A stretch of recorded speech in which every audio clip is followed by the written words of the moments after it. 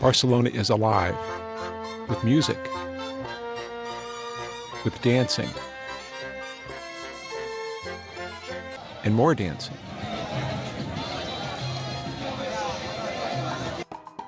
Barcelona is alive with art, with play, with people.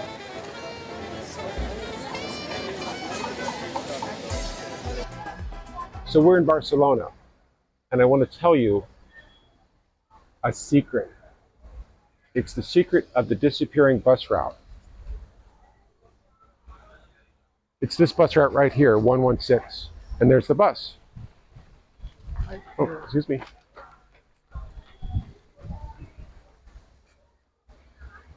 This bus goes to Park Guell. It's the #2 Barcelona tourist attraction. Park Guell is a park and monument complex designed by Gaudi. Now, how did this bus and this bus route disappear? Well, this bus used to be packed with tourists because this is the way to Park Guell. The locals thought they were being crowded off of their own bus. So they went to the city council. The city council contacted Google Maps and Apple Maps and had this bus route, had this bus disappear from Google Maps and Apple Maps, and hence disappear from the tourists. So here's our question: should we risk offending the locals and hop on the bus? Okay, if you insist. All aboard.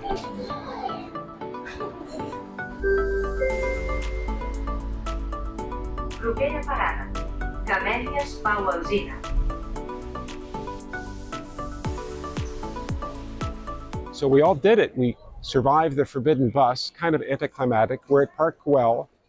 Now, do I feel bad or that I trespassed on the locals by riding that bus? No. People in Barcelona are friendly, warm. I think that one little thing about a bus doesn't really matter. And also, the Barcelonians have something to envy, right? They live in a place where people want to visit. That means they live in a good place. So let's visit this good place, and let's start with Gaudi and Park Guell. At Park Guell, Gaudi designed whimsy, playfulness, fantasy. Even with the crowds, the joy still comes through.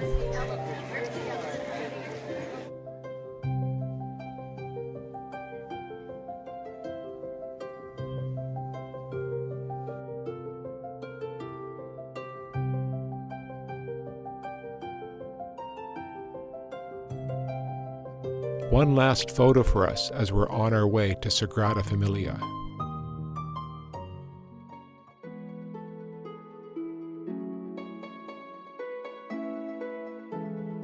The exterior of Sagrada Familia includes beautiful sculpture and skyscraping towers. Gaudi designed so that the stained glass windows would paint the walls with color.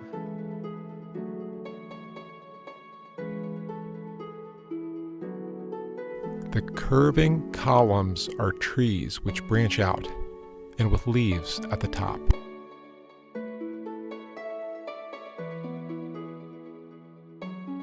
It's like we're not in a building, but in the world's largest sculpture.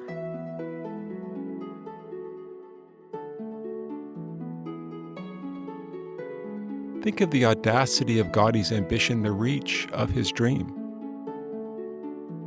Most cathedrals have one tower or two. Gaudi wanted 18 towers, and he is going to get them. Gaudi's dream has survived a century of changing religious attitudes, a civil war, Franco's 40-year dictatorship. Instead of Gaudi's dream, perhaps we should call this place Gaudi's miracle? This was Antoni Gaudi Day for us, and we're left breathless. Not only was he an architect. He was a genius.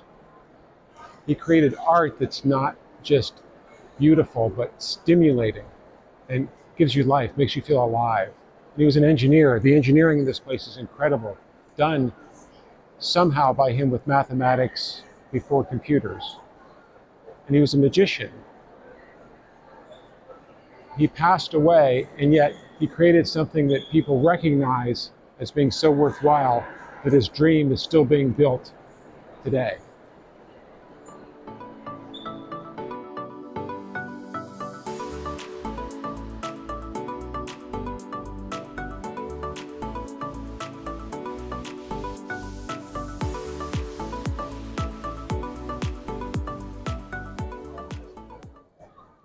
I'm here at the Generalitat, the seat of government for the region of Catalonia. A lot of the news from Spain in recent years has been some Catalonians wanting independence. The Catalonian government even sponsored a vote a few years ago on the issue of Catalonian independence. Now that did not go well. The king got mad. The feds from Madrid moved in, shut down the vote. And the Catalonian leadership was either arrested, and they're still in jail, or fled to Belgium. So like, wow, this is a crazy thing to happen in the 21st century. I'm thinking, what would it be like if my governor in the United States had to flee to Canada? So I wanted to look into this. And I read some books and listened to some podcasts by American commentators, and their answer was that Catalonian independence was a fake issue drummed up by politicians. And that was probably what occurred to them, because if they're Americans, they're used to fake issues. That's what we have some in the United States. But I've learned that Catalonian independence is not something to be scoffed at. I mean, yes, it's not practical, but the roots of Catalonian nationalism and culture go deep. It was explained to me by a local that when I was in Granada, Cordoba, Seville, I was in Spain. And now that I'm in Barcelona, I'm in Catalonia, like a different place. Catalonia has been on the losing end of a couple of civil wars, and they've got kicked around quite a bit from that. At the end of the last civil war, the dictator Franco took the Catalonian leadership out to the countryside and shot them. And Franco did his best to suppress the Catalonian language and Catalonian culture. What really caught my attention was the Catalonian nationalism of Antoni Gaudi. If there is a Catalan Superman, Gaudi is it. When the king came to visit Gaudi's cathedral,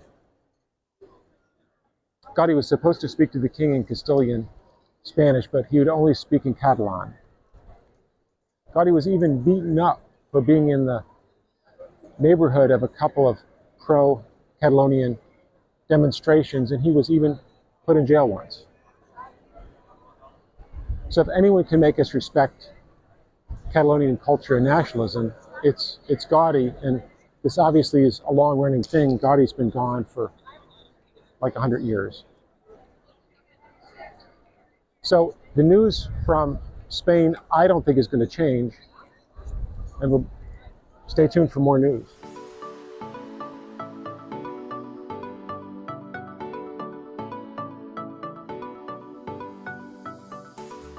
This is the Plaza de Toros de las Arenas over my shoulder. It's a bullfighting arena which dates from 1927. Let's go take a look at it now.